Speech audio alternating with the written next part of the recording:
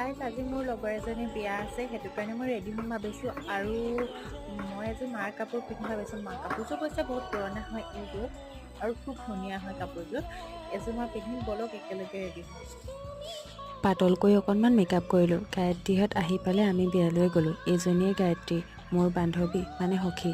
তাইক মই বহুত দিনৰ পাছত লগ পাইছোঁ।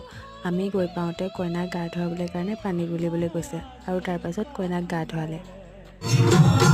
একদম খুচ হৈ আছে ন?